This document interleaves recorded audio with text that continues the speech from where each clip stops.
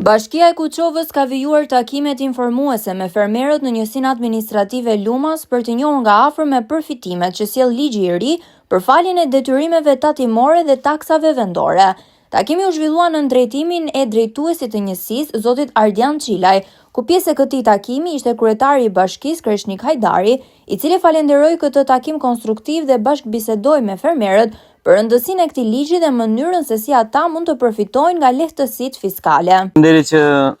ju përgjigjet thirrjes sonë për të qenë në këtë takim. Ky është një takim sqarues që bashkia ka gjykuar që duhet ta bëjë me fermerët në mënyrë që ju të merrni informacionin e duhur për ligjin e ri, nuk është nis, e tha Arti, nismi ishte para 2025-s, nga fundi 2025-s dhe kthehej është bërë ligj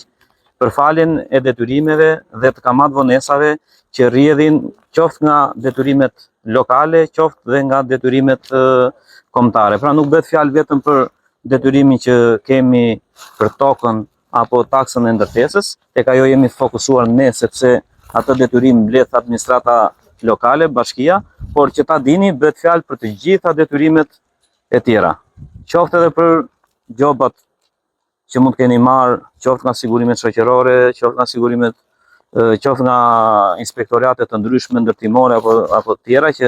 janë në ato periudha që unë do t'i përmend pak më poshtë dhe që i përfshin ky ligj, që është ligji numër 86 i vitit 2025. Por ne thash, pak më parë do fokusohemi tek pjesa që prekeni më së tepërmi fermerët, konkretisht ju në këtë rast. Unë do mundohem të bëj disa shpjegime që sa të mund t'i kuptoni me aq sa mund të kuptoni, se sa i kuptueshëm mund t'i jem unë për ju. Por duhet ta dini që te kjo godin ku jemi këtu ka një specialist të drejtorisë të ardhurave dhe për çdo detaj individual që do ketë secili nga ju mund të shkojë tek ajo zyrë, tek Angela dhe të marri informacionin konkret se sa përfiton nga ky ligj apo nga këto falje që do që bën ky ligj. Bashkiaku Hajdari shprehu se sipas ligjit numër 86 fraksion 2025 parashikohen disa lehtësime për qytetarët dhe fermerët. Detyrimet e krijuara deri më 31 dhjetor 2014 falen plotësisht, ndërsa detyrimet për periudhën 2015-2019 përfitojnë ulje të detyrimit si dhe fshirje të gjobave dhe kamat vonesave.